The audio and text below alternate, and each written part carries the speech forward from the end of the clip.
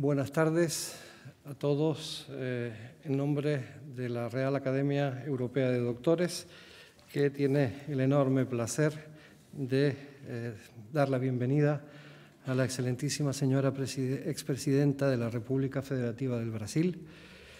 Y quiero aprovechar para saludar también a una serie de autoridades presentes, empezando, como no puede ser de otra manera, por nuestro anfitrión, el excelentísimo señor presidente de la Real Academia Europea de Doctores, la excelentísima señora cónsul general de Brasil, el excelentísimo señor cónsul general de Marruecos, el señor director de la Casa de América, el señor presidente del Colegio de Censores Jurados de Cuentas de Cataluña, el señor presidente de la Cámara de Comercio de Brasil, Barcelona, el señor presidente del Círculo Artístico de Barcelona, a nuestros distinguidos académicos y el resto de autoridades y señoras y señores.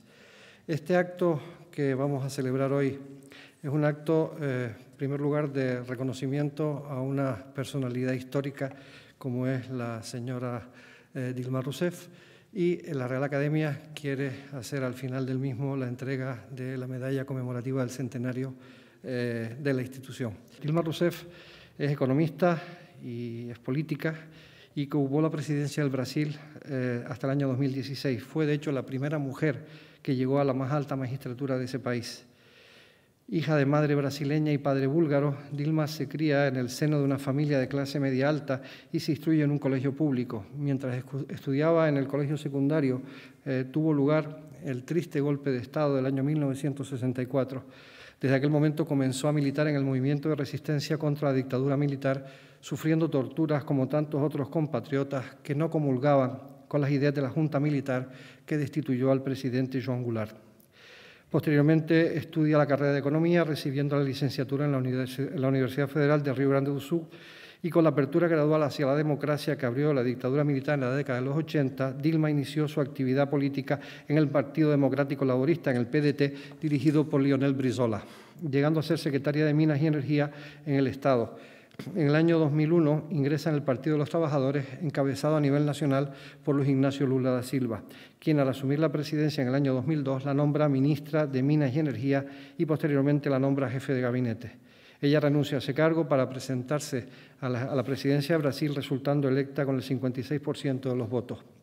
Su plan de gobierno siguió básicamente los mismos pasos que el de su antecesor en las áreas internacionales, económicas y sociales, encaminando su acción hacia el objetivo de terminar con la pobreza extrema. Ante la llamada guerra de divisas impulsada por la Unión Europea y Estados Unidos como mecanismo para trasladar la crisis del 2008, impulsó una política de autonomía que contó con el apoyo de Mercosur y de los 5 países BRICS. Ha sido una mujer luchadora por los derechos sociales de las minorías, una incansable paladín en la lucha contra la pobreza que aún hoy existe en Brasil y alguien muy comprometido para hacer de Brasil ese país del futuro que un día cantara Stefan Zweig, ese país que dio al mundo algunos grandes talentos de la cultura como Jorge Amado Machado de Assis, de la música como Vidu Sayón, como Carmen Miranda, como Tom Jobim, como Gilberto Gil Caetano Veloso, Vinícius de Moraes, de la ciencia como Osvaldo Cruz, Vital Brasil o Carlos Chagas, de la arquitectura como Oscar Niemeyer o Lucio Costa, o del deporte como Edson Arantes do Nascimento, Pelé, así como una activista fundamental para entender los derechos de las minorías como fue Chico Mendes. Nuestra invitada de hoy quiso que su presidencia consiguiera un país mejor, más seguro y que el mundo tuviera como referente a Brasil. Si lo consiguió o no, aún es pronto para saberlo, pero la historia se encargará de ello. Bienvenida a esta casa, presidenta.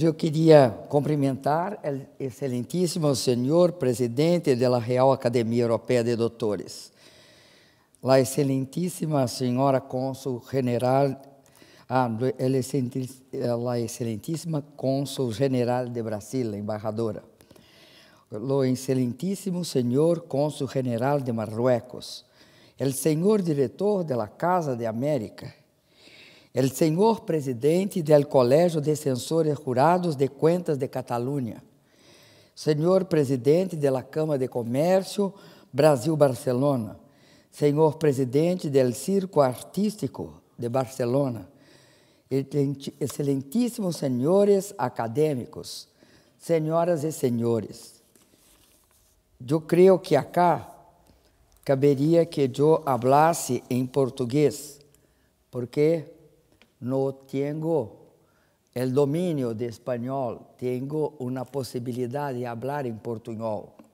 Então, hablarei em portunhol. Espero com a compreensão de los senhores e que me corrijam quando eu cometer um erro de fala. Quero dizer que é para mim uma honra estar aqui, uma honra ter e receber as saudações e o prêmio de vocês. Quero dizer que meu país sempre teve uma relação especial com a cultura ibérica. É a cultura que constituiu a nossa nacionalidade. Porque é muito importante, eu vi aqui que tem acadêmicos ligados às artes. Por que é importante a cultura ibérica para nós? Porque ela nos deu o fundamento de como pensar o mundo. Nós somos um país que tem também uma forte presença da cultura negra. Talvez seja ela a grande responsável pela nossa alegria. E também pela cultura indígena. Mas a cultura dominante é a cultura ibérica. E por isso esta casa, para mim, é muito importante. Porque habla para minha nacionalidade. E nós sabemos a importância das nacionalidades. Eu queria dizer que quando o Partido dos Trabalhadores, com Luiz Inácio Lula da Silva, assumiu o Brasil, a presidência do Brasil, nós enfrentamos uma grave crise que se abatia sobre o Brasil. Sempre em Brasil, quando a crise era externa, havia um ministro de Fazenda antigo que dizia: a inflação aleja, fere, pero el cambio mata. El cambio e a deuda. É Mário Henrique Simonsen. E nós estávamos diante de uma crise que matava. Por quê? Porque você conhece isto.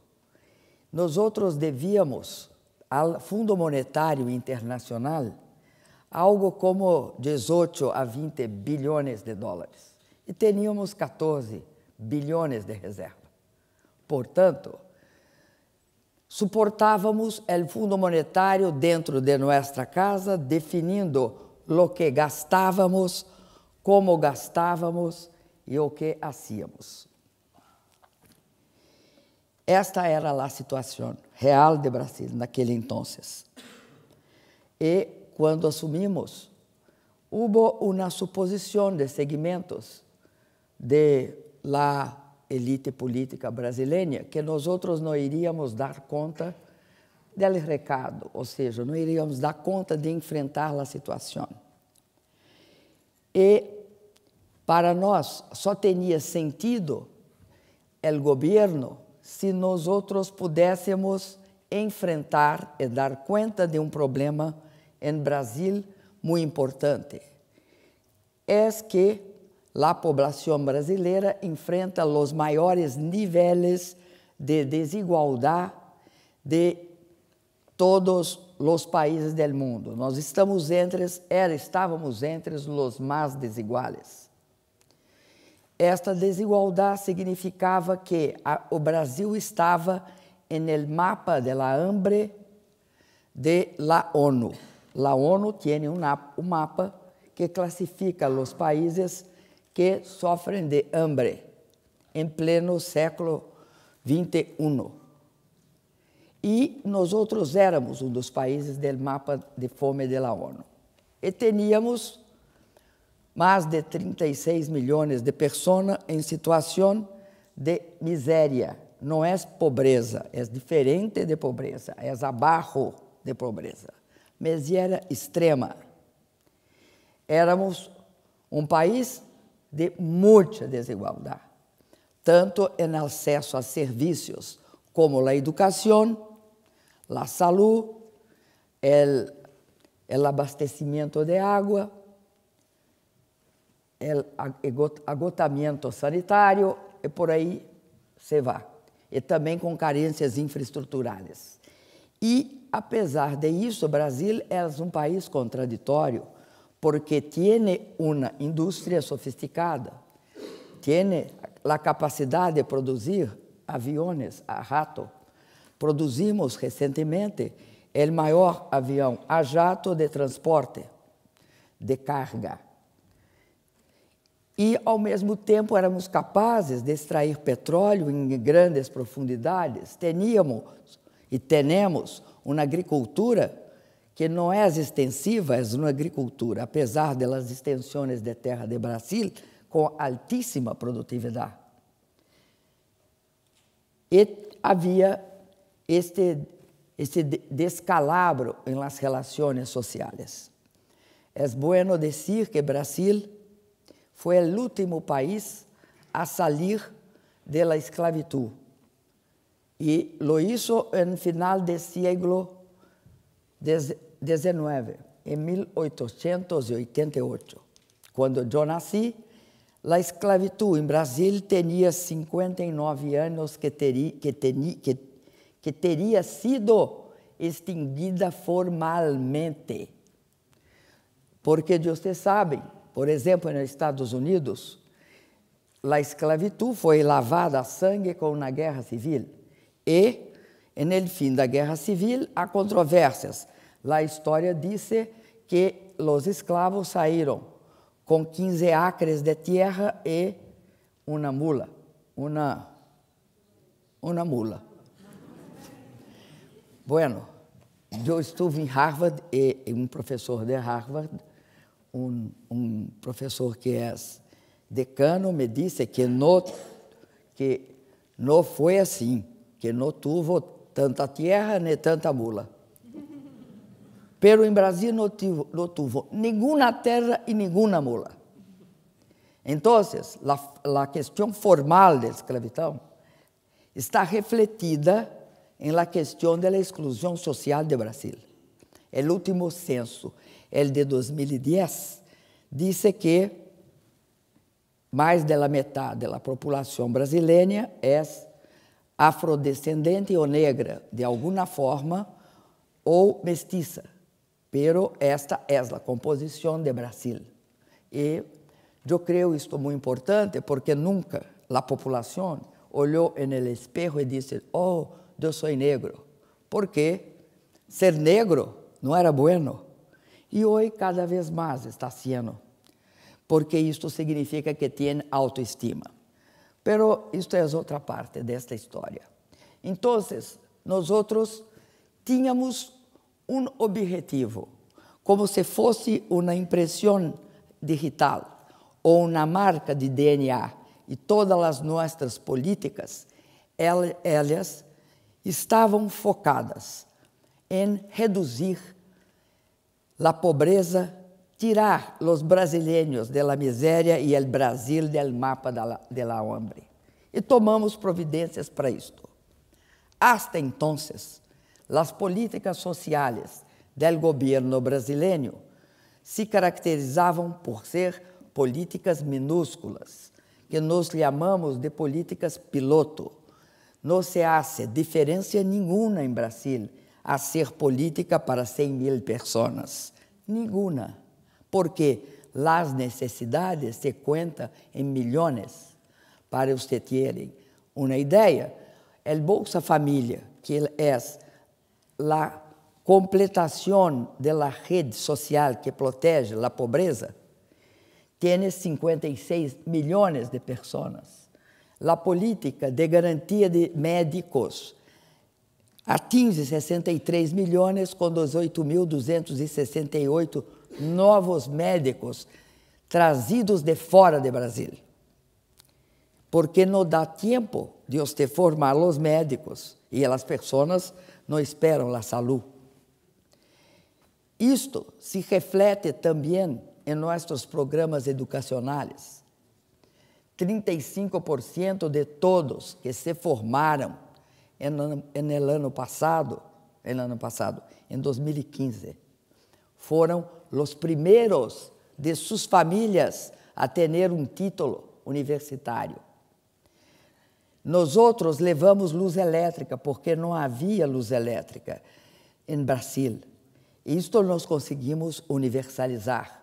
Tem coisas que este governo ilegítimo que dirige ao Brasil não conseguem fazer regredir. A luz é uma delas.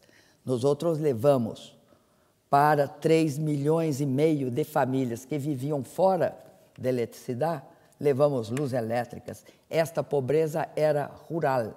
Brasil tem grandes áreas rurais. E assim por diante.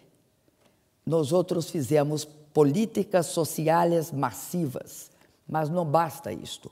Em todos os programas sociais, é óbvio que houve prioridade social, mas não foi só neles. Quando se tratava de acesso à infraestrutura, nós outros também priorizamos os mais pobres, porque são os que estavam mais alejados.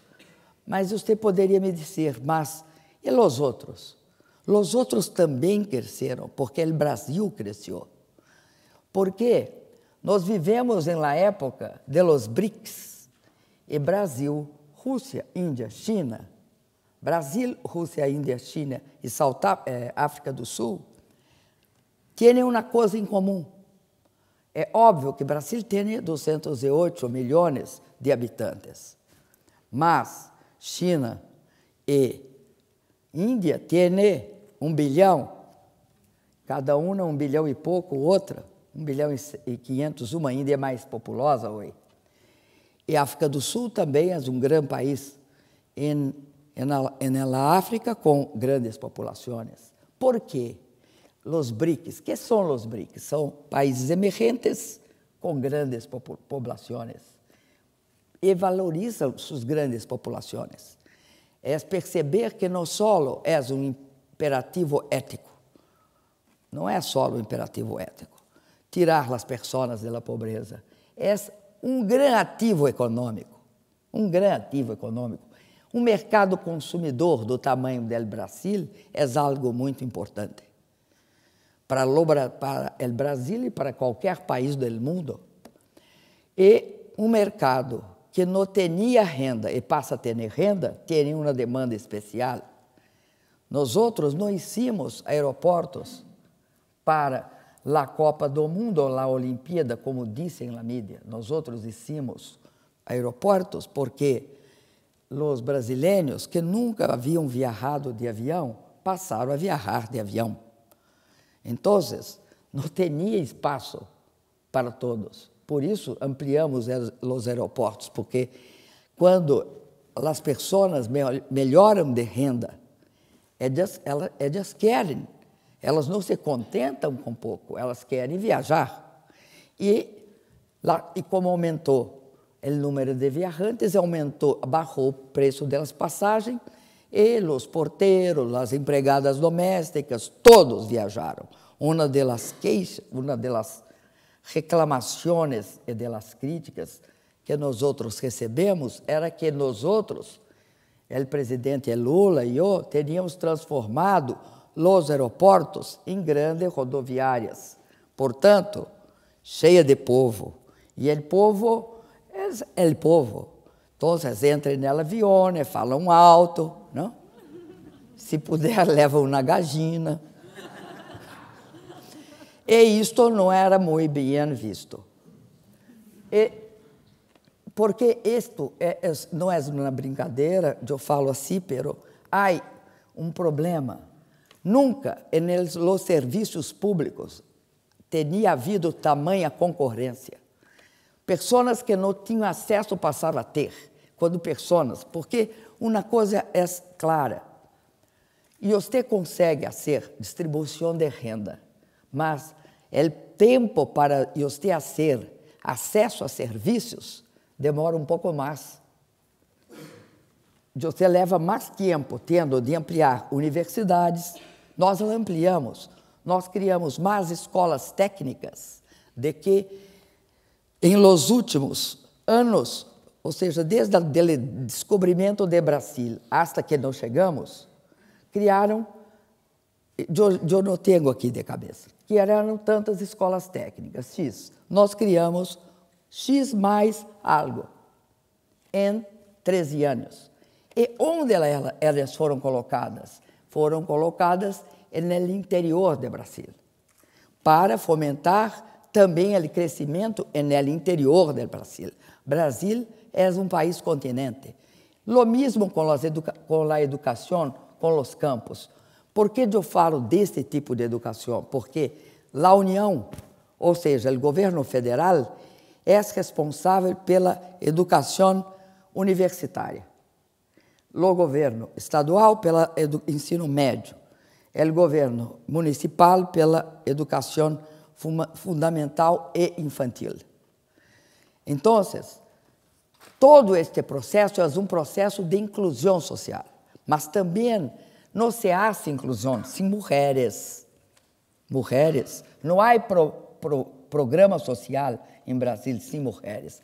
Por quê? Porque eu era presidenta ou eu era ministra-jefe da Casa Civil, que é uma espécie de coordenação de governo. Não é só porque eu era mulher e tratava disso, é porque a mulher tem em Brasil um papel fundamental, tanto em las famílias pobres como em las famílias de classe média, mas em las famílias pobres, sobretudo. Não há política social se enfocar em las mulheres. São as mulheres que receberam o Bolsa Família. Todas as casas foram recebidas na seguinte condição: se houver separação do casal, a casa fica para a mulher. Por quê? Porque a mulher é responsável pelos filhos.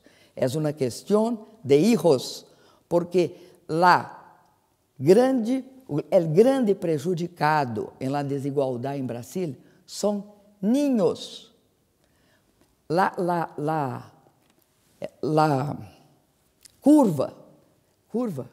A curva de desigualdade em Brasil, se eu la separo por faixas etárias, que você olharia? Olharia que os mais viejos são mais protegidos por conta da previdência, de um programa que assegura a qualquer pessoa acima de 70 anos, não é programa nosso este, nós outros recebemos assim, assegura pessoas com mais de 70 anos uma renda mínima. Então, quem não tinha proteção? Los niños e as famílias novas. O programa Bolsa Família foi para niños e famílias novas. E é um programa que tem sido premiado pela ONU, porque é um programa com contrapartida. Recebe a bolsa, mas é obrigado a garantir 87% de presença das crianças na escola e também é importante vaciná-las e ter todos esses cumprimentos. Bom, tudo isso foi feito. Ademais de isso, investimos e descobrimos, porque liberamos Petrobras para investir, descobrimos o pré-sal em 2006. Quando descobrimos o pré-sal, que é o pré-sal? 7.000 metros hasta 7.000, não é tudo em 7.000. Hasta 7.000, você tem no mar lâmina de água. Depois da lâmina de água, você tem arena. Depois de arena, você tem pedra. E abaixo disso tem uma camada de sal. Abaixo da camada de sal tem petróleo. A bacia marítima de Brasil. Foi isso que foi descoberto.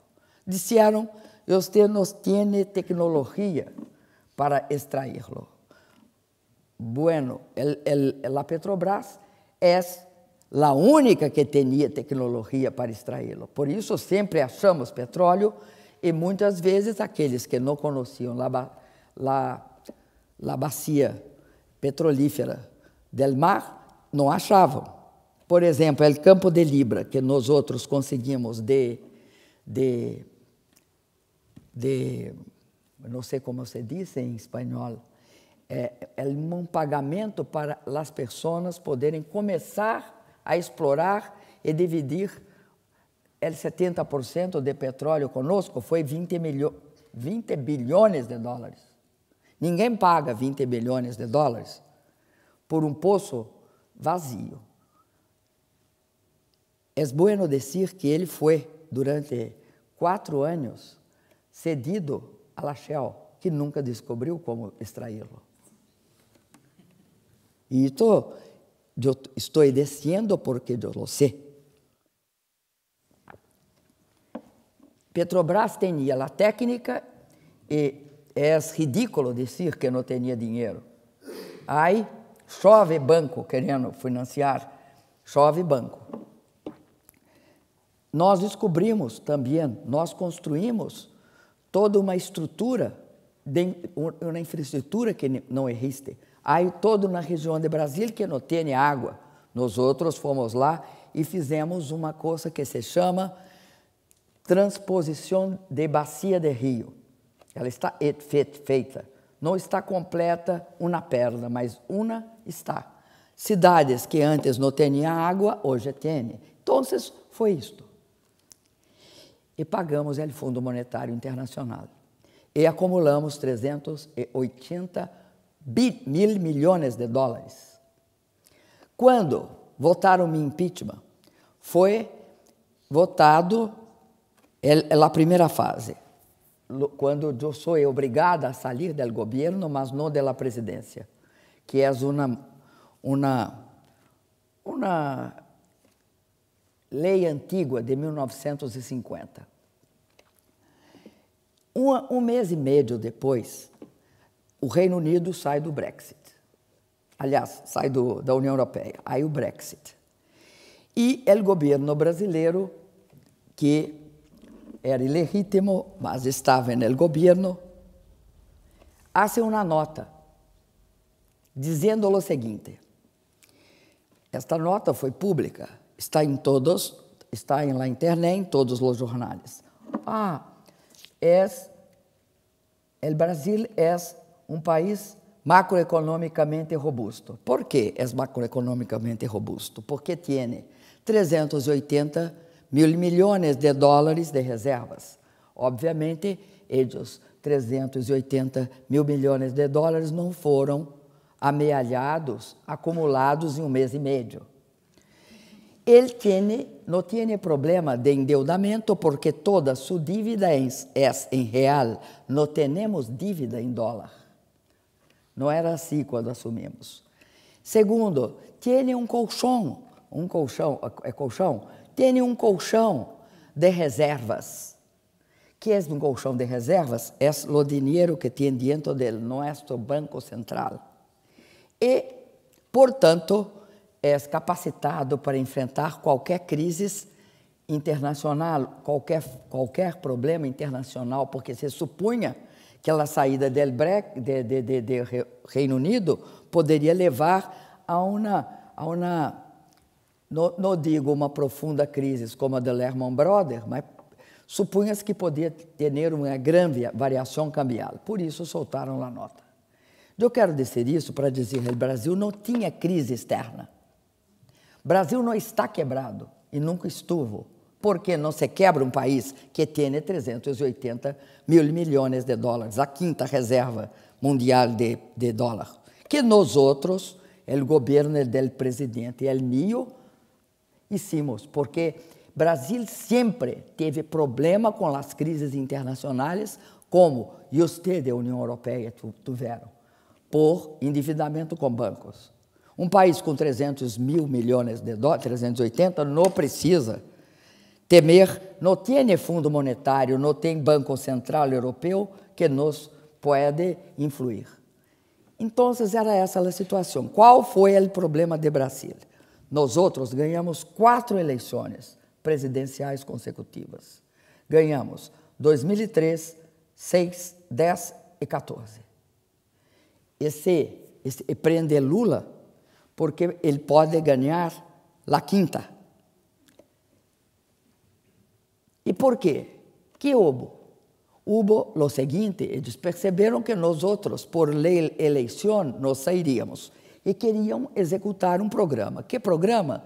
Queriam, porque o Brasil é um caso especial na América Latina, e eu creio em alguns outros países do mundo não desenvolvido, não sei, que é o seguinte: o Brasil tem Estado nacional. Que é ter Estado nacional? O Brasil tem bancos privados, três grandes bancos. O banco comercial, que equipara-se aos bancos privados, há um banco público. Há três bancos privados grandes. Um deles é espanhol, é Santander. Mas o Banco de Brasília é um banco com controle de 51% do Estado brasileiro. O Brasil tem o maior banco imobiliário, que é a Caixa Econômica Federal. E o Brasil tem um banco de investimento de longo prazo, porque sem banco de investimento de longo prazo não se há infraestrutura, que é um pouco maior que o Banco Mundial em termos de funding. Tanto é que o governo federal não toma dinheiro do Banco Mundial. Só toma dinheiro do Banco Mundial em Brasil os Estados Federados. Hasta porque seria um absurdo nós tirarmos essa fonte de financiamento de los Estados Federados. Então, Brasil tem Petrobras, Brasil tem um sistema elétrico de transmissão de mais de 110 mil quilômetros e todo o sistema elétrico brasileiro é interligado, ou seja, não tem pedaços vazios. Os do setor elétrico sabem o que isso significa. E tem estatales a maioria de suas usinas hidrelétricas. E, portanto, o despacho é por mérito, ou seja, quando tem água em um lugar, não tem discussão, é obrigado a produzir. É uma regra parecida com igual a de los canadenses. Os canadenses também operam assim. E eu creio que os noruegueses, que são os três grandes países hídricos. Então, nós estávamos nesse pé quando ocorre a crise de 2008, ainda com Lula. Nós fizemos um grande esforço, porque não tínhamos nada com a crise, não temos subprime, não temos endividamento com bancos estrangeiros, não temos. Então, começamos a nos proteger.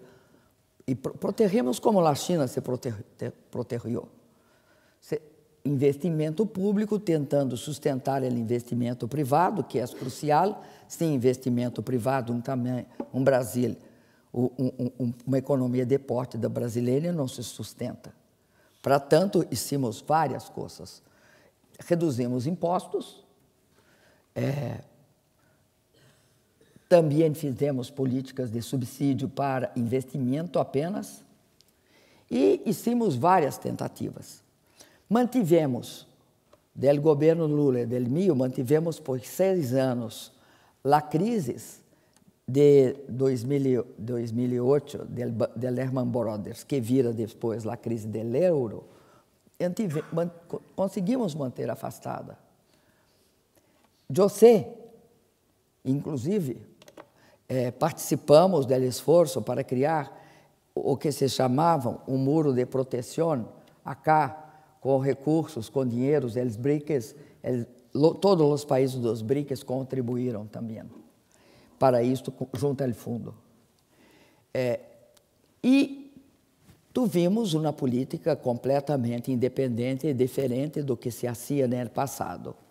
Não que não teníamos relações boas, mantivemos nossas relações, tanto com os governos dos Estados Unidos, notadamente o fim do governo Bush e o governo Obama, e também com toda a União Europeia, quem teníamos uma relação especial.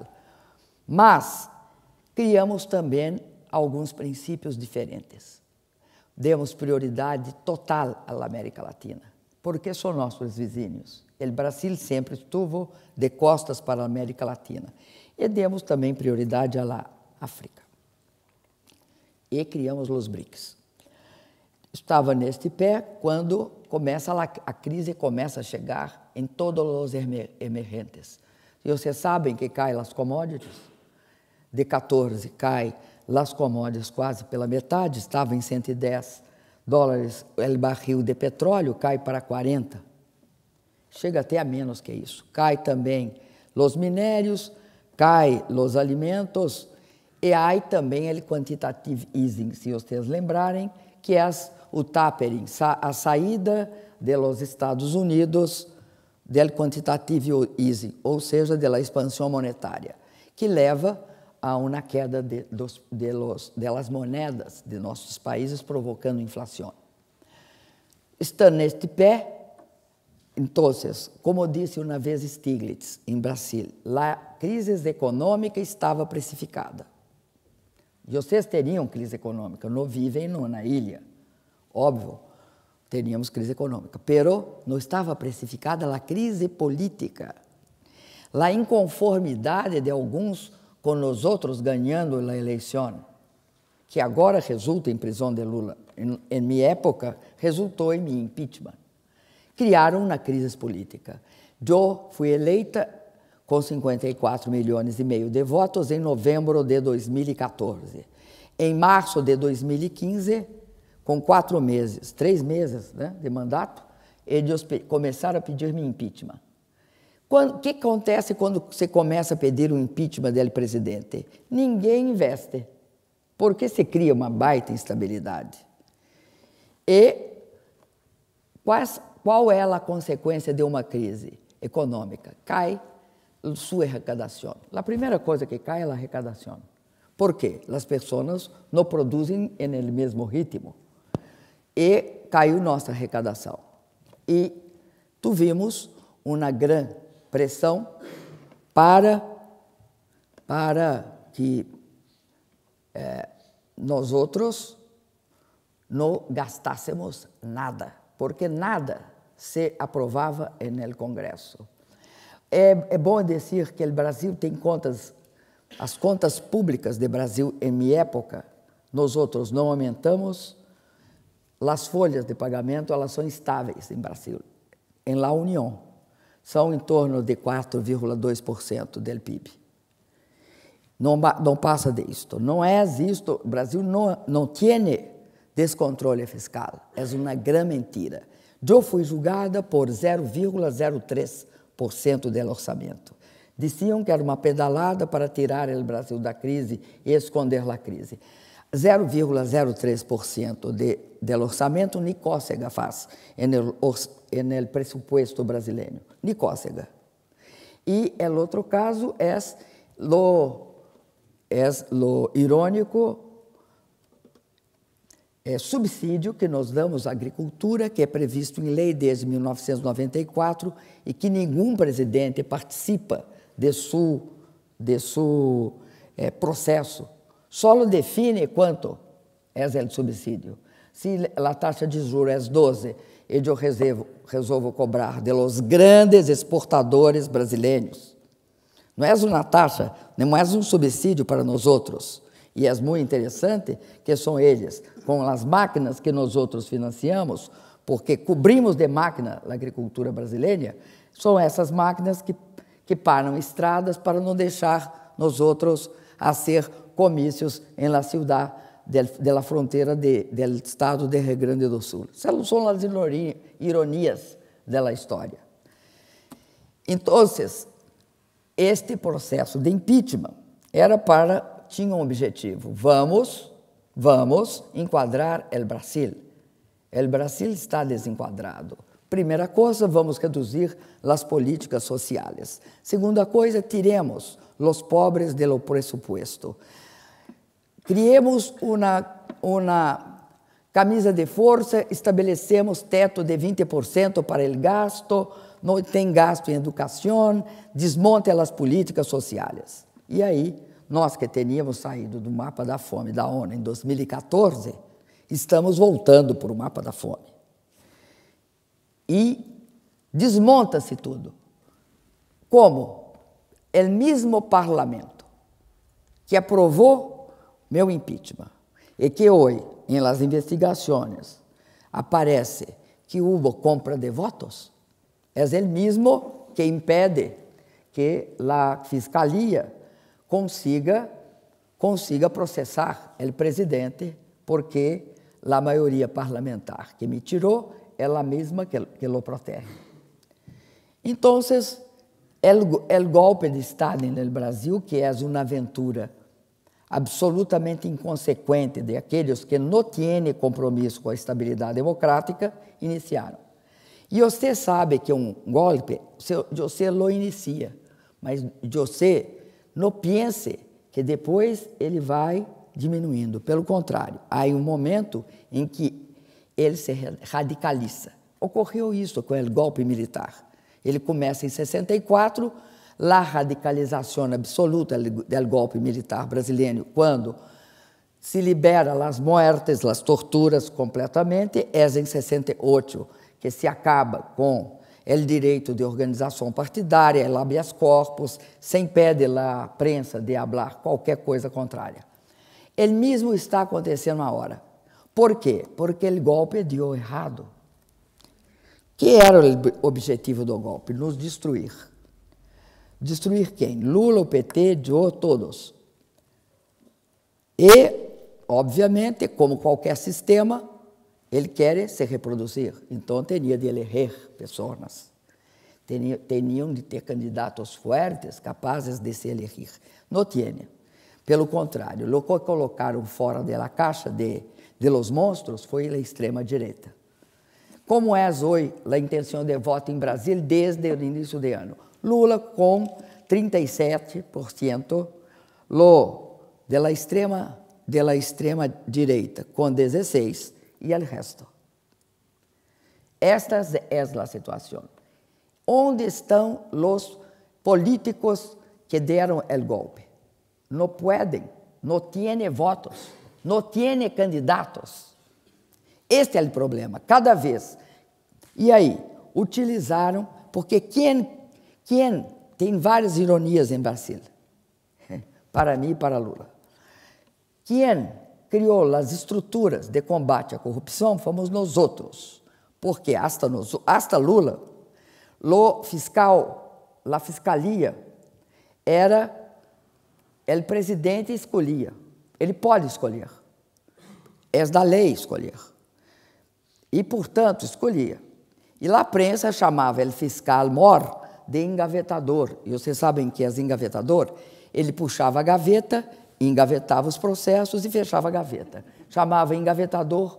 Não era nós outros que lo chamavam assim, Engavetador geral da República.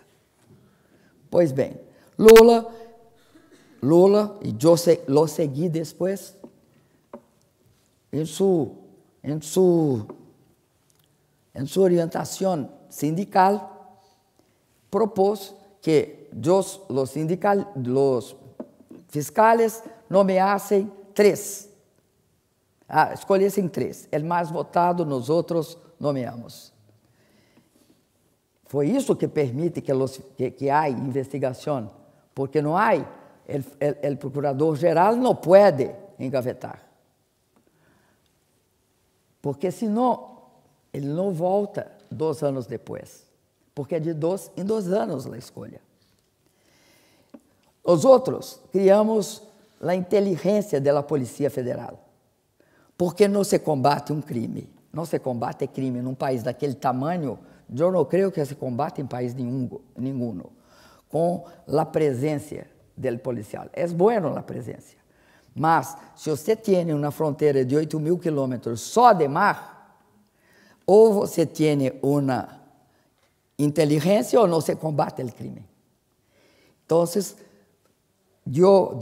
deu salários e tudo. E eu fiz uma lei que se chama Lei das Organizações Criminosas, que permite 2 coisas. Primeiro, o corruptor o dono do dinheiro, o que corrompe, não era criminalizado facilmente. Estava tipificado, não estava tipificado completamente. Eu lo tipifiquei. Há penas para o corrupto e para o corruptor. E instituí de forma um pouco mais profunda, mas com falhas, a delação premiada. Fomos nós outros que hicimos isso. Não foram ninguém. Nunca em Brasil fizeram isto. Então, o que aconteceu? Aconteceu o lawfare. O uso de los fiscales, parte de los fiscales, nunca toda a instituição em tempo algum. Parte da polícia e criaram a Lava Jato. E houve imensas detorções e fizeram o lawfare. O lawfare é focar em nós outros, é a lei e solo a nós, e solo, de qualquer jeito, nos penalizar. Como eu já estava afastada, não me deram processos. E também porque é difícil me dar um processo. Não podem dizer que eu tinha alguma coisa a ver com a Petrobras, porque lo demiti todos no primeiro ano de governo. Porque eu estive no conselho. Não lo demiti porque achava que eram ladrões. Los demiti porque achava que eram incompetentes. E é difícil dizer para mim. É difícil, porque todos foram demitidos, não sobrou um. Então, e que eu sou dura. Aí vem a questão das mulheres. Eu sou uma pessoa muito dura, mas também depois falaram que eu era muito frágil. Depois olharam que eu era, que mais? Obsessiva, compulsiva com trabalho, obrigava todos a trabalharem. E vocês sabem, as mulheres dessa plateia, que os homens não são duros, são firmes. As mulheres são duras. Os homens não são flexíveis, são sensíveis. E nós outras, nós somos o trabalhador, o homem é empreendedor, trabalhador, né? E isso é uma qualidade, para nós é um defeito. Não acho que isso é de los homens, isso é da guerra política. É da imensa guerra política que tem curso no Brasil. Bom, então, eu fui tirada do governo. Também falavam para mim, renuncia. Renuncia. Não renuncio. Por que não renuncio? Porque é uma questão democrática. Se você acredita que tem democracia em seu país, mesmo que esteja corroída, mesmo que tenha parasitas nela, de qualquer forma, amplie os limites da democracia. É isso que tem de fazer. Vá ao Senado e enfrente, discuta sua questão. E foi o que eu fiz. No que demissão? Eles queriam que eu pedisse demissão, porque livraria um problema muito grande, muito forte, que é me tirar sem crime de responsabilidade. E era tão confuso a questão que eu fui cassada no primeiro voto, mas não me cassaram politicamente no segundo voto. Eu sou um caso muito estranho, que eu sofro impeachment e sou afastada, mas não sofro perda de direitos políticos. É uma inconsistência absoluta aquela sessão. Então, o golpe começou, eles aplicaram uma política que queriam, deu errado a política, perderam, não tem representação política, todos os grandes lideranças importantes de centro, são de centro-direita, são conservadores, mas são do jogo democrático. Entraram no golpe e se mancharam. Mancharam pelo golpe, mancharam porque o lawfare, o foco do lawfare, os tiros, pegaram malas passando de um lado, malas passando do outro, filmadas. Não é que nem é conosco. Conosco é assim. Ele sabia. Ou seja, tudo subjetivo. Com eles, não. Com eles tem a mala, tem 51 milhões de dólares dentro de um apartamento, tem contas na Suíça, conosco não tem isso. Eles estão livres e nós outros, com o presidente Lula preso. É assim que funciona o Brasil. Este é o problema, que é grave, porque você não pode comprometer o poder judiciário. O poder judiciário dá força à democracia formal. É ele que instaura a democracia. Todos nós outros somos iguais perante a lei. Não pode haver politização da justiça. Não pode. Então, não tem candidato. Descobrem que o PT e Lula, ao contrário de morrer, cresceram. A cada vez que julgaram Lula, ele cresce.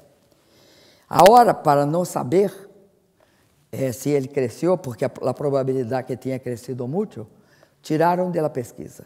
Mas nós outros estamos fazendo a nossa, com os mesmos órgãos que todos reconhecem. Não estamos inventando nenhuma pesquisa. E Lula foi preso, porque não pode ser candidato, porque ganha a eleição. Em todos os cenários, ele ganha a eleição. Então, lo prenderam. Nós outros respeitamos a democracia. Por quê? Muitos diziam, Lula não deve se entregar. É que nem eu e o parlamento. Eu não poderia renunciar, eu tinha de ir ao parlamento. Lula não poderia chamar nossos apoiadores e fazer um banho de sangue. Fizemos uma missa. Tiveram de engolir nossa missa. Mas Lula foi e cumpriu. Vai encarar. Nós outros não temos medo deles. Somos inocentes, então encaremos-los. Eu creio que é uma situação muito difícil. Por quê? Porque não se pode, em um país que tem a história de lo nuestro, não se pode brincar com a democracia.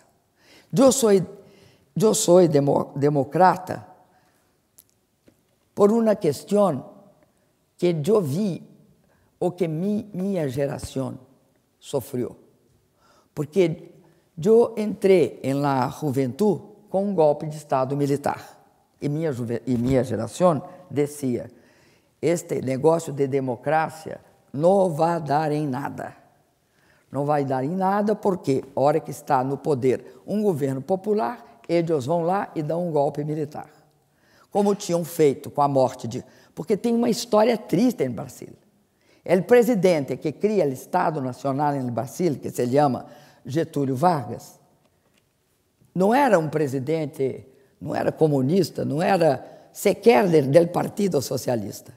É cercado e é obrigado, cercado de uma forma brutal, é o homem que cria a Petrobras, a Eletrobras, que cria o Estado Nacional Brasileiro, que tira ele de la mano de los latifundiários e transforma a questão da indústria em el centro de Brasil. Este homem suicidou-se e deixou uma carta testamento. Com isso, adiou por 10 anos o golpe de Estado. Porém, um outro homem lo sucedeu, vários homens sucederam. Todos os presidentes populares foram afastados de uma forma ou de outra. Juscelino Kubitschek, que é o único que não foi afastado, morreu de tristeza, porque foi julgado por um IPM de militares. Então, hoje, a situação de Lula é essa. Nós vamos resistir. Não tem plano B, não se hace plano B quando se julga uma pessoa inocente. Quando for agosto, definiremos isto. Eu agradeço se vocês entenderem porque nós precisamos de solidariedade, de muita solidariedade. A solidariedade nós outros, ela é mais de opinião de qualquer outra forma, porque nós vivemos em uma democracia no Brasil e acreditamos nela.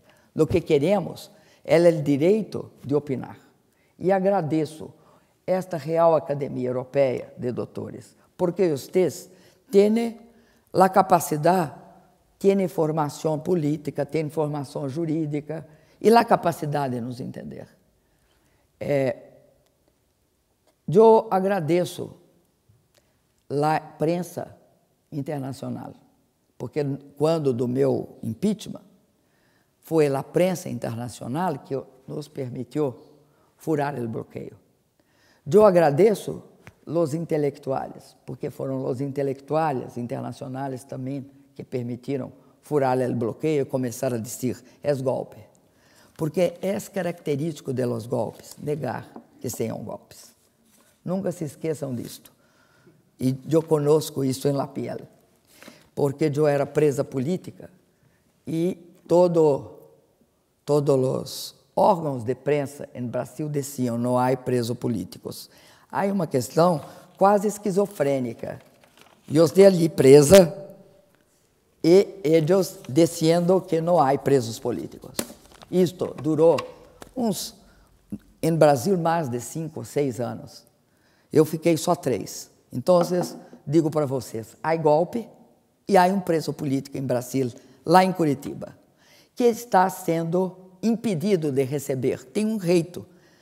E vocês sabem que as torturas são físicas, são o choque elétrico, em Brasil é o pau de arara, mas tem torturas psicológicas. Sabe qual é o maior problema em uma cárcel? E você precisa de los outros. Você precisa de las outras pessoas.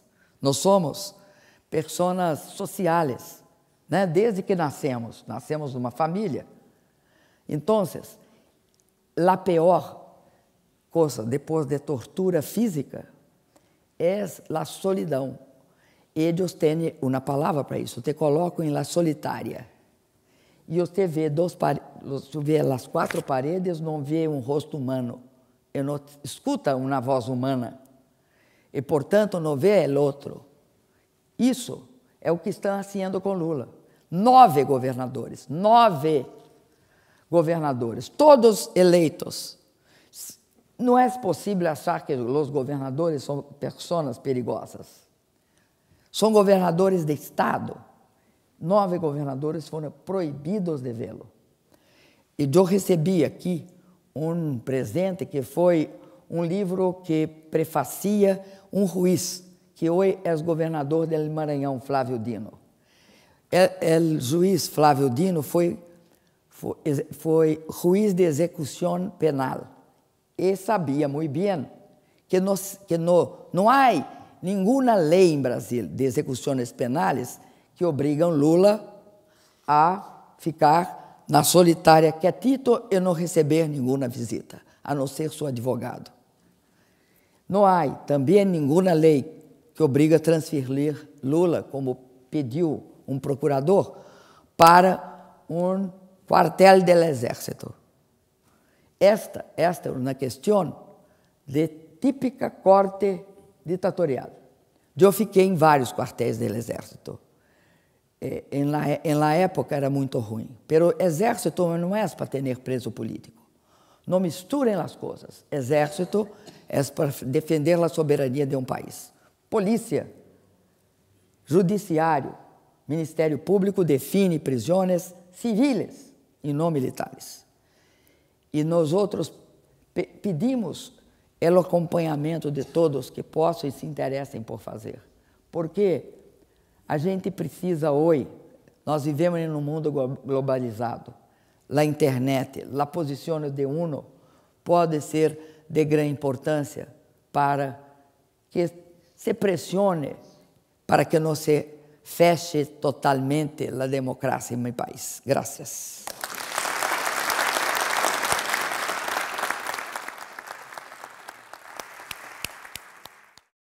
Estamos ante la señora Dilma Habana da Silva Rousseff.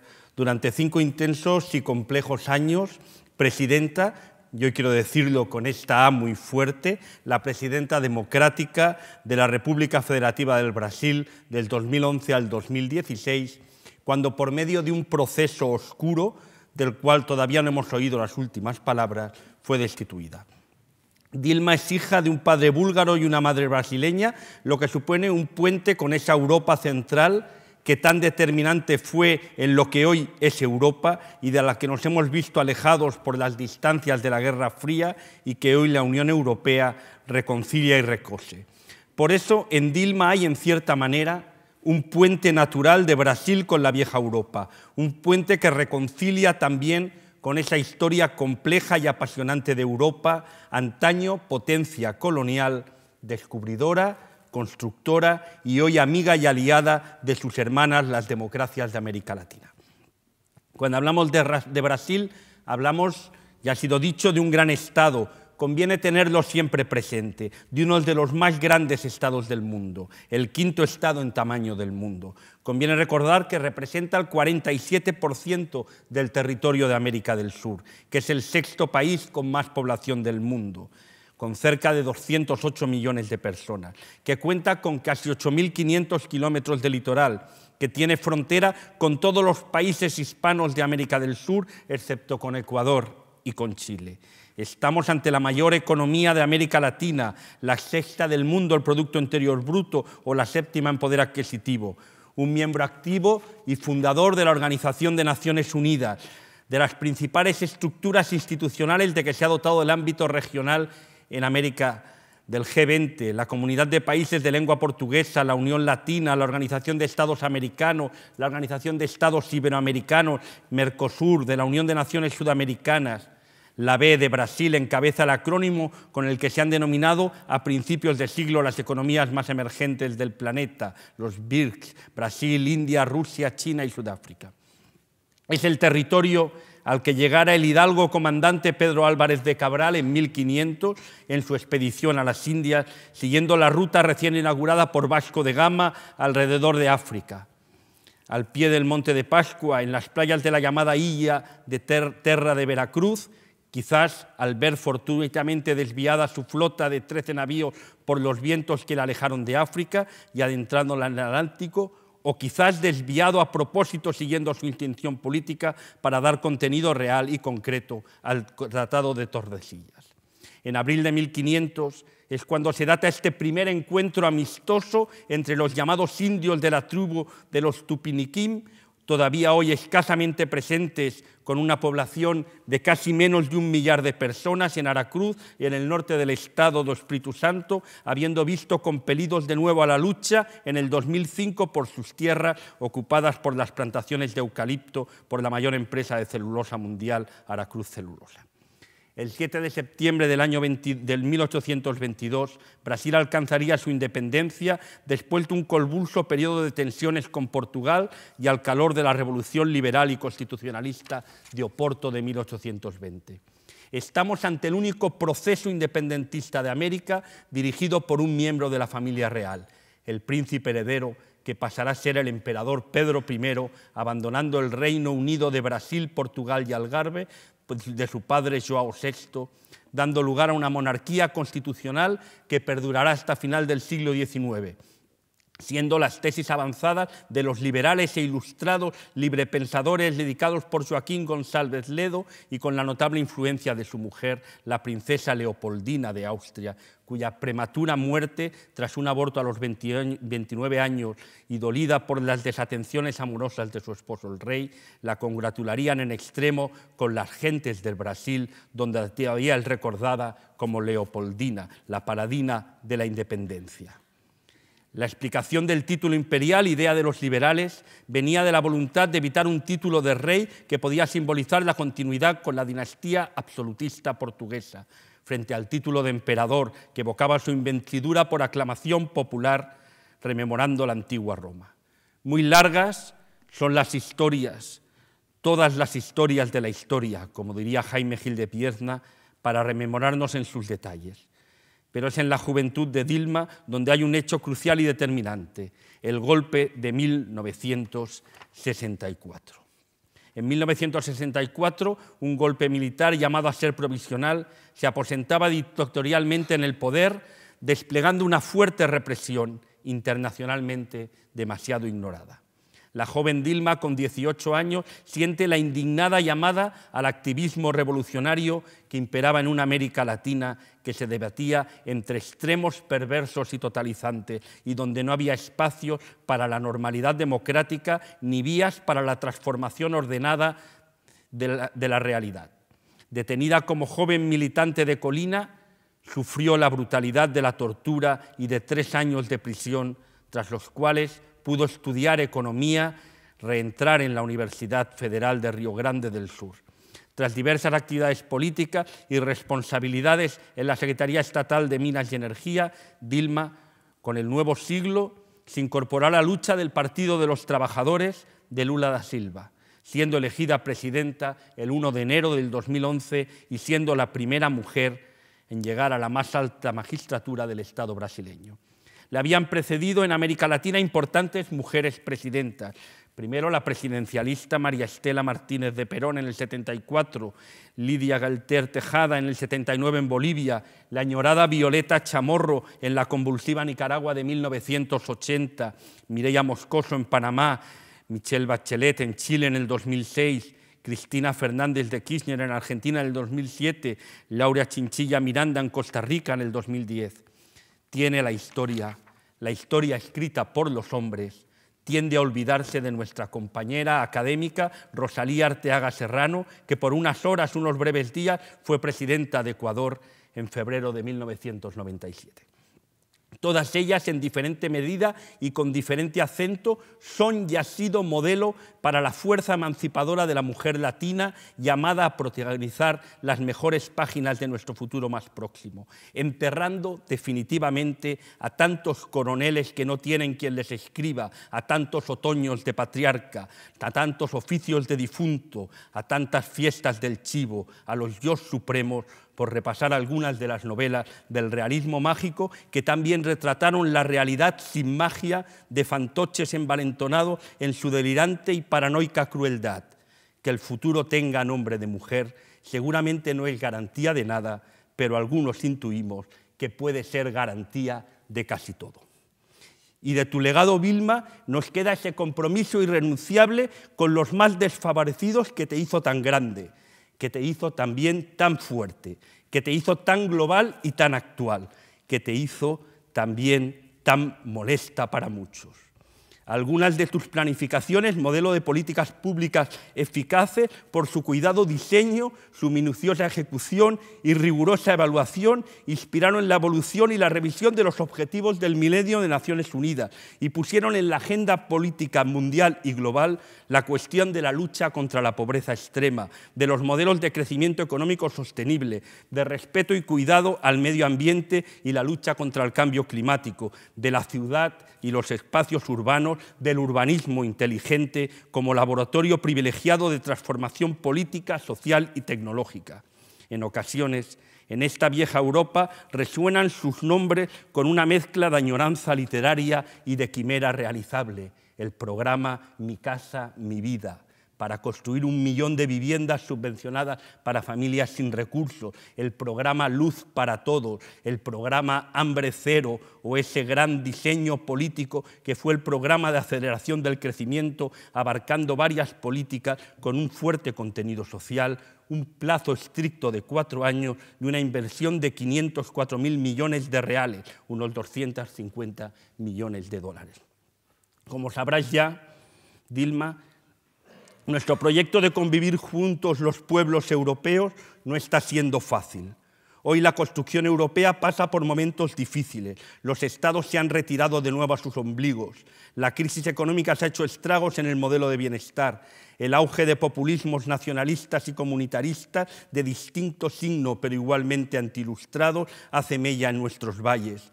En nuestras costas del Mediterráneo mueren cada día personas que buscan refugio, que ven su sueño europeo disfrazado de autismo y hipocresía. Y el Estado Islámico, en sus múltiples formas, intenta por medio del terrorismo desestabilizar y llevar el terror a nuestras calles. Y Europa es un continente muy pequeño, más pequeño que Brasil en extensión, pero que ha tenido una voz fuerte en el mundo. Es verdad que en ocasiones desacertada, pero también es cierto que de los errores se aprende siempre algo. Europa cuna del humanismo y de la democracia, de la razón ilustrada, aportó al mundo este lenguaje intersubjetivo que permite el diálogo ordenado entre diferentes cosmovisiones. La dignidad de la persona humana, de los derechos y libertades, la democracia, el respeto al medio ambiente son hoy valores universales y ampliamente compartidos, pero como bien sabes y comprobaste, queda mucho por hacer para su efectividad y su realización, y los aliados son muy pocos. Europa necesita de esta alianza estratégica con las Américas para mantener y para renovar fuerte esta voz ilustrada y humanista en el mundo. Frente a populismos integristas y modelos civilizatorios que no se basan en la dignidad de todos los seres humanos, es necesaria una fuerte voz en el mundo, y si Europa hoy en ocasiones solo susurra, América debe tomar el relevo y gritar fuerte por la democracia, por los derechos humanos, por el desarrollo sostenible, por el medio ambiente, por los mares, por el respeto a las identidades indígenas y sobre todo por las mujeres, porque solo con la libertad de la mujer real y efectiva tendrá el presente un futuro. Querida Dilma, presidenta, has pasado y estás pasando momentos muy difíciles, que seguro consideras profundamente injustos, y sin duda la historia los podrá resituar con la sabiduría que da la distancia.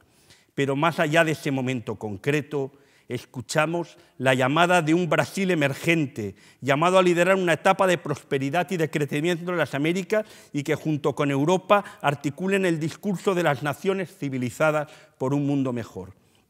Pero tu legado de compromiso con los más desfavorecidos, de reconciliación democrática tras la dictadura, de visión internacional y global, y tu voz de mujer fuerte en un mundo que aspira a ser mejor, tu legado es ya patrimonio común de la humanidad y por eso tu responsabilidad de nuevo reconciliatoria con Brasil, tu compromiso democrático y su sensibilidad social son hoy la voz en que se reconocen tantas mujeres y hombres del mundo. Gracias por intentar hacer posible lo que a veces parece imposible. Esta Real Academia que hoy te acoge, nacía hace 100 años, más de 100 años, en la ciudad de Barcelona, del impulso del Colegio de Doctores del Distrito Universitario de la Universidad de Barcelona. Hoy, con tu presencia, presidenta, afirma su vocación permanente de debate académico abierto y actual, de crítica intelectual sin rehusar ni polémicas, ni complejidades, sin refugiarse en torres de marfil ni en palacios de invierno, dándote acogida calurosa por ser parte de la historia reciente del mundo, del presente convulso, a menudo ininteligible, y del futuro que todos queremos construir desde los valores comunes de la libertad, la igualdad y la fraternidad. Es la voluntad y la acción constante de nuestro presidente, el académico doctor Alfredo Rocafort, hacer de esta academia un espacio contemporáneo, actual, abierto y capaz de realizar aportaciones efectivas al progreso del conocimiento. Que sea en Barcelona este acto, y voy acabando, que sea en Barcelona este acto donde han tenido, tiene y tendrá su sede y residencia esta Real Academia, hecho excepcional, supone también una reconciliación etimológica entre esta noble ciudad condal con Brasil. En efecto, la etimología moderna teoriza el origen celta del nombre Barcino, procedente de Barquino, negando su pretendido origen latino que se atribuía a una supuesta presencia del emperador romano Amílcar Barca y que ha sido puesto en duda. Encuentra, dicen los modernos estudiosos, su origen en la raíz precéltica bri, agua, que llega al céltico como barg, para describir la orilla del agua tras una cuesta o pendiente que dará nombre a rincones celtas asturianos como Bárcena de Quirós, Bárcena de Monasterio, la Bárcena, el Barganal, etc. Idea que coincide con la teoría postulada por el filólogo brasileño Adelino José de Silva Acevedo, que encuentra el origen etimológico de Brasil también en la misma palabra de origen celta, barquino, traducida al español como barcino, dejando abierta la puerta a un hipotético origen fenicio del término.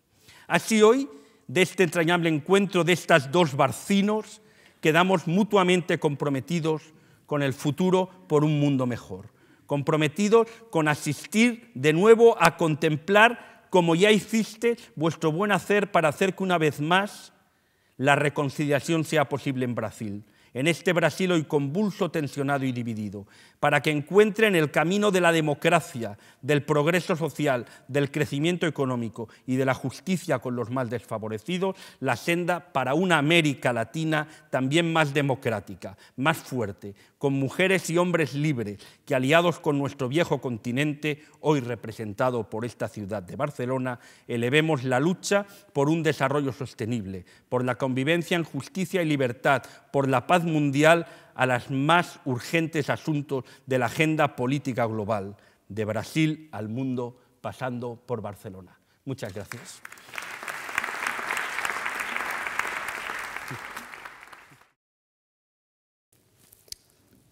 Brasil es un país que, como ha señalado Santi, es más grande que Europa.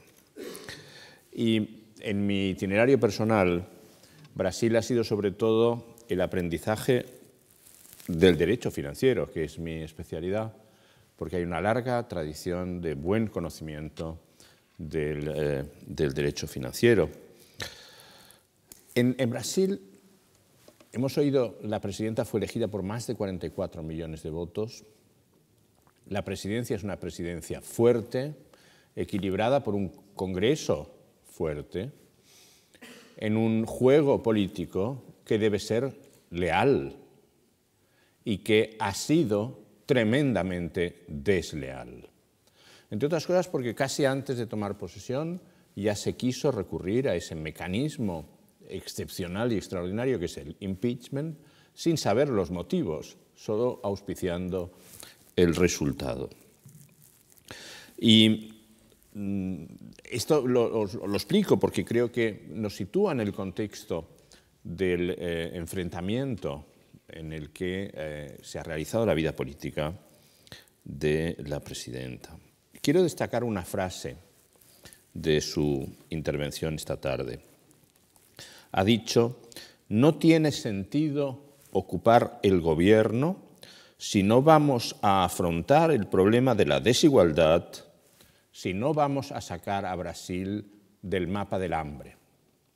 Esta frase es en sí misma todo un programa, porque cuando Dilma Rousseff habla de política con mayúscula,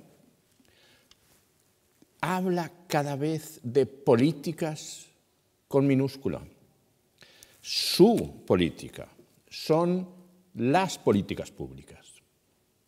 Y cuando comparamos a alguien como ella, que no concibe ocupar el poder si no es para llevar a cabo programas de actuación al servicio de las personas, por utilizar también el término que ella ha utilizado, y que en nuestra cultura vendría a ser ciudadanos. Pero cuando encontramos a alguien como Dilma Rousseff, que no concibe ocupar el poder más que para sumar políticas públicas al servicio del bienestar de la gente, estamos encontrando a alguien excepcional, desgraciadamente. Porque demasiadas veces vemos a la gente que solo se adorna con los oropeles del poder y que cuando lo abandona no sabe todavía para qué lo ha estado ocupando. Y alguien que merece la confianza de sus conciudadanos solo lo puede hacer para rendir cuentas de qué es lo que ha hecho. Y la rendición de cuentas de la presidencia de Dilma Rousseff es suficientemente ilustrativa, la ha descrito ella y la ha descrito Santiago, suficientemente ilustrativa de la mejora en cuestiones sustanciales de las que solo me referiré a un par de ellas. El discurso de Dilma Rousseff ha hecho resonar en esta sala el discurso de ingreso hace un par o 3 de años de nuestra académica correspondiente para Grecia, nuestra querida amiga Ina Piperaki, que se halla hoy entre nosotros expresamente para acompañar, para participar en esta conferencia.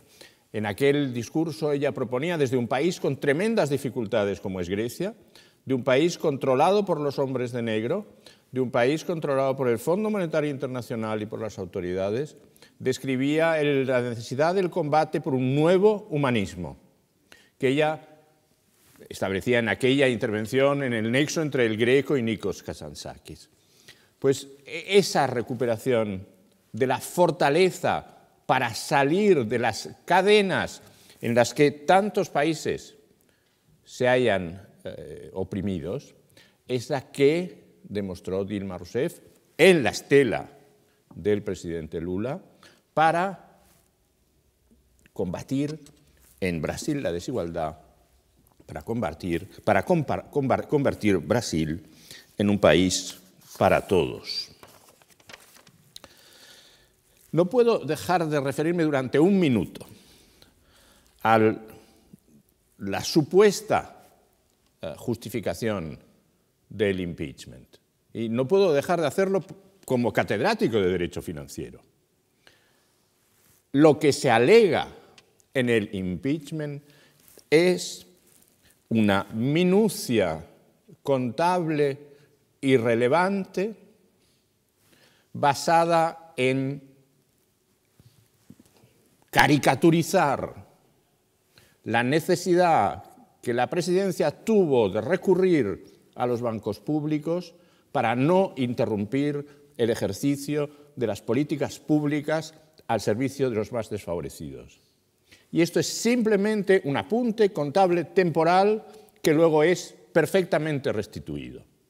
Y eso ha hecho daño a Brasil, ha hecho daño a Dilma Rousseff, y hoy quiero explicarlo para que tengamos claro que el juego sucio es lo que la hizo caer. El juego sucio que tantos otros líderes en América Latina han sufrido de los sectores más reaccionarios de la sociedad.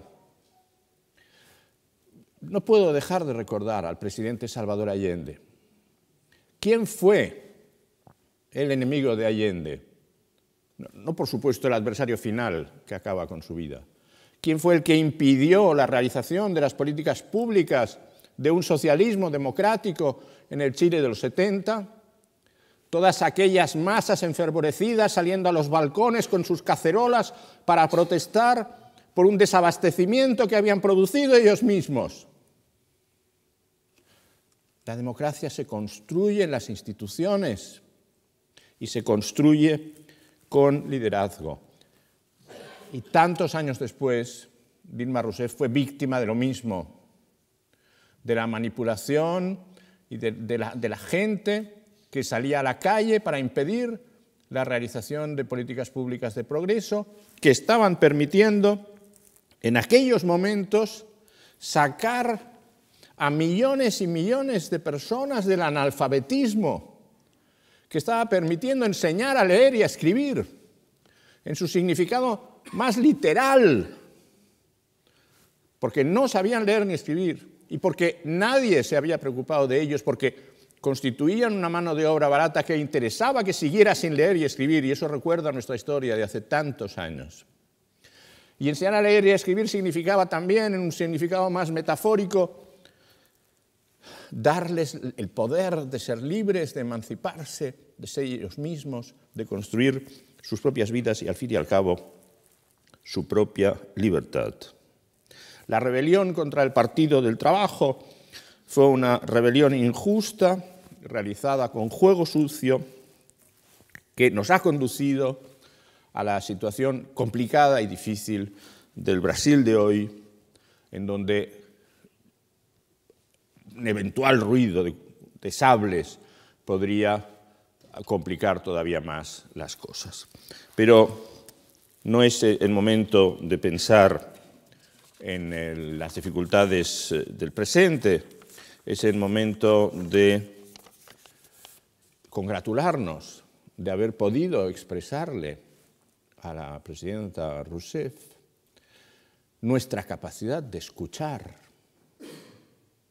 nuestra capacidad de comprender y, al fin y a la postre, nuestra capacidad de conocernos, que es el pórtico necesario para amarnos.